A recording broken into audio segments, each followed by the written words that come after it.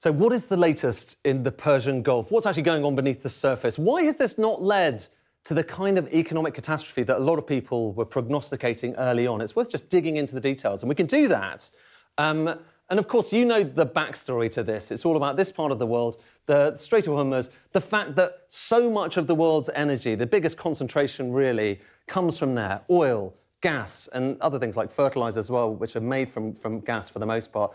And it needs to come out through that strait. And we're in big trouble potentially if we don't have that oil. And, you know, if you look at the chart that you probably have seen quite a few times, you'll get a sense of the picture. This is just showing you the transits of tankers in and out of the Straits of Hormuz. And you can see, obviously, the moment that it stopped and the moment that this incredibly important choke point for the global economy was basically closed, was squeezed shut, because you didn't have those ships passing through. And there's this enormous gap between what we've had more recently, just very kind of handful of transits every day, and the pre-war average. And what this is showing you, and this is really important because we're going to come back to this, is the number of shipments that have their transponders on. And that transponder's just this kind of, you know, this computer that's basically broadcasting their position all the time.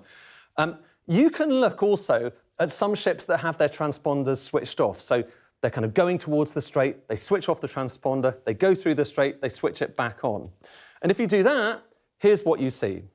So this is what's known as kind of the dark fleet some of the time. And if you include those numbers as well, because, you know, if we're trying to work out how much oil is actually going out, well, it's higher, but there's still a big gap, isn't there, between what there used to be and what we have more recently. And this is significant. It's enormous significant because kind of early on in this period, you know, the International Energy Agency said, look, this is the total amount of oil that we need to suck in around the world, about 100 million barrels a day. And this area of the world, the Persian Gulf, provides about 20 million of those barrels. And if you don't have that oil, then there is this massive gap between what we have and what we hitherto were used to. And that matters for, obviously, you know, for transit, it matters for filling your car, it matters for petrol, it matters also for things like chemicals and fertilizers. It is enormously important. And the International Energy Agency actually said that gap is the biggest supply shock, which is kind of what it is, that we've ever had in history. So this is massive stuff. And a lot of people looked at that and they said, OK, well, that to me spells $150, $250 barrels of oil. But that didn't happen, OK? This is showing you crude oil, the crude oil price. And it did go up, but then it came down, and it never reached those highs that a lot of people thought it would get to. And it's a similar story too. So that's crude oil, Brent crude. Similar story when you're looking at something like kerosene, so jet fuel, went up very sharply. Now it's kind of coming back a bit. And similar to when you look at fertilizer, so this is urea, a type of fertilizer, which went up a lot, and you probably saw those charts. What you might not have seen is it's come down almost to the kind of levels it was before that shock, before those attacks on Iran began and really kind of kick-started everything that's happened here. It wasn't just that that kind of confounded people's expectations. There was also this expectation that flights were going to have to be cancelled. And certainly some flights were cancelled, but maybe not as many as people had expected. This is showing you just UK daily flights from UK airports. And you can see, look, this is the moment the attacks began. And there were one or two cancellations, but not that many. And then in April, the IEA said, this is serious. Europe has maybe 6 weeks of jet fuel left. And if there's any country in the world that's going to be most kind of, in the firing line when it comes to this, it's going to be the UK, because we are really dependent on imported kerosene. So in other words, you would expect that by the end of this 6-week period, given Europe was about to run out of the stuff, the number of flights would basically go down. It would plummet. So what actually did happen, look at this line. It didn't go down, it went up. So there were some cancellations, but actually total flights out of the UK, they've been going up, not down. It's maybe not a story you've heard about that much. And why is that? Well, there's all sorts of things going on beneath the surface. One of them is that we have managed to source quite a lot of jet fuel from elsewhere. OK, so this is showing you where the UK, and it's worth focusing on the UK because, if there's one country in the world that is massively exposed to imported jet fuel, it is Britain. This is where British jet fuel came from in the past few years. Kuwait was by far and away the biggest place that we got jet fuel from, Saudi Arabia as well. So most of it coming from the Persian Gulf, the precise places where you can't get it from anymore because of the closure of the Strait of Hormuz. So what have we done in its place? Well, I'm going to bring on the line for American jet fuel. And up until recently, we didn't get much jet fuel in the UK from America, but have a look at this. It was kind of close to zero for a long time, and now this stratospheric rise, an unprecedented increase in UK imports of kerosene jet fuel from America. So American exporters have benefited enormously, and they've helped to save countries like the UK and mean that they can carry on flying. So that's part of the explanation for what's going on. But the other part of the explanation, for that, I'm going to kind of point you towards a Truth Social, so a social media post from Donald Trump. Just recently, where he says ships are starting to move. Many, because he's been saying this for a while, ships are actually coming out. And people then say, well, look at the charts. Are they really coming out? Ships are starting to move, many loaded up with oil, out of the Strait of Hormuz. They are going along the Southern Highway. Look at that, the Southern Highway, which is totally safe, secure, and pristine. What is the Southern Highway? Well, to see that, it's worth just kind of zooming in on a map of the Strait. And what we're going to look at is this shipping map, which is showing you the number of vessels around there. And I mentioned earlier on about how they have the transponders, they're broadcasting their positions. Well, this is kind of what we see. Each of these dots is a vessel, and if it's an arrow, it's moving. If it's just a little dot like that, it's staying still. And you can see here, look, a lot of tankers stranded here inside the Persian Gulf, basically just staying still. A lot of tankers over there on the other side of the Strait of Hormuz, standing still. And it doesn't seem like there's much movement in between. And look back at those numbers, doesn't look like it. But let's dig a little bit deeper.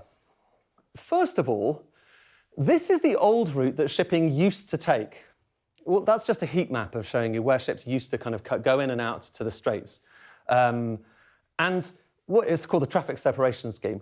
And that's barely being used at the moment. But there's two places that are being used. So Iran said, look, in future, you can come through the straits, but A, you might have to pay us or come up with some kind of a diplomatic deal, and B, you're going to have to follow our route, this Iranian-approved route, which goes closer to the coast of Iran here. And then America has been saying, well, look, no, we're going to provide some protection for you to take a different route, and that different route goes closer to the coast of Oman, and that's what Donald Trump's basically talking about, this Southern Highway. We don't know precisely where it is, but that's just kind of representation of where it might well be.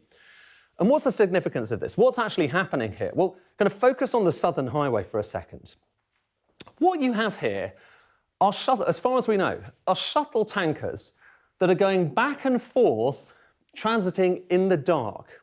And that means they're turning off their transponders. These are not kind of traditional shadow fleet people. These are people, who previously would definitely have their transponders on.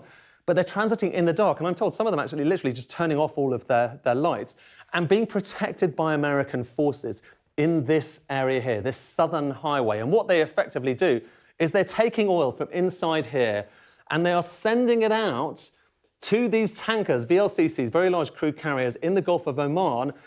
The oil gets loaded off these shuttle tankers. It gets loaded onto these other tankers, and those tankers go off. The shuttle tankers go back, and looking at the satellite images, looking at that data I was talking to you a moment ago about, it looks like nothing's happening. It looks like there's no transit. But in reality, it's all happening back and forth here. And that's significant because, so back to this chart I showed you a moment ago, the gap that is the big problem for the global economy right now. Well, if more oil is actually getting out of the Strait of Hormuz, getting out of the Persian Gulf, then actually the amount of supply that we have across the world, it's a bit bigger. And we know as well on top of that, there is oil that's getting out through pipelines. And we know on top of that as well, there's places like China, well, particularly China, which isn't sucking in as much global oil as it was before. So we don't kind of need that amount of oil. We know as well that there is a lot of oil that's being released from stockpiles in America. That's part of the explanation for that enormous amount of kerosene coming out of America, and also from other countries as well. Now, the upshot of all of that, you see that bar, is that that's the real gap. It's not that, it's that. And maybe that helps explain why oil prices never got to $150, $200 a barrel, because it wasn't the same size of supply shock that it looked like from the outside, especially when you include that kind of dark transit stuff. But worth saying, some of this is permanent. So you can keep on getting that oil out. Some of it is most definitely temporary because all of this stuff depends on stockpiles that were built up ages ago and are inherently finite. It's worth so all of that kind of underlines, the need to try to come up with something that resolves this. But when we're talking about that, it's worth just taking a moment again to ponder the geography and work out whether there are any precedents that can teach us what might happen in the future. Because obviously what's happening in Hormuz at the moment feels unprecedented, but actually there was something kind of not dissimilar that happened recently through this strait here, which is known as the Bab el-Mandeb Strait. So that's Hormuz, that's Bab el-Mandeb, and that is the gateway to the Red Sea, up to the Suez Canal there.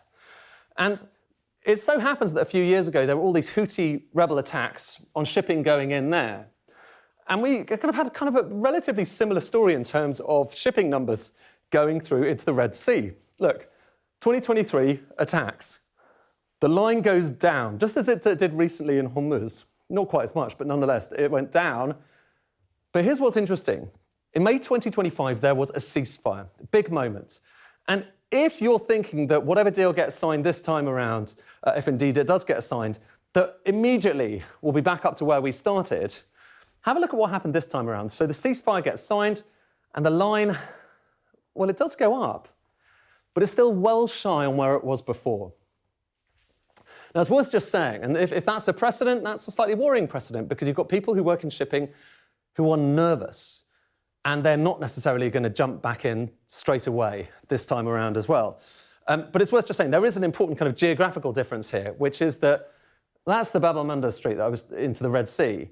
If you can't get through there, you do have an alternative. It's a bit annoying, but you can go all the way, sail all the way around Africa if you want to go to the Mediterranean or elsewhere or to the US. If you want to get out of the Persian Gulf, that's basically the only way you can go. All of which is why some sort of deal is really important. And the longer that kind of supply shortage goes on for, may not be as big a supply shortage as it looks like on the surface, but the longer it goes on for, the more of a problem that is.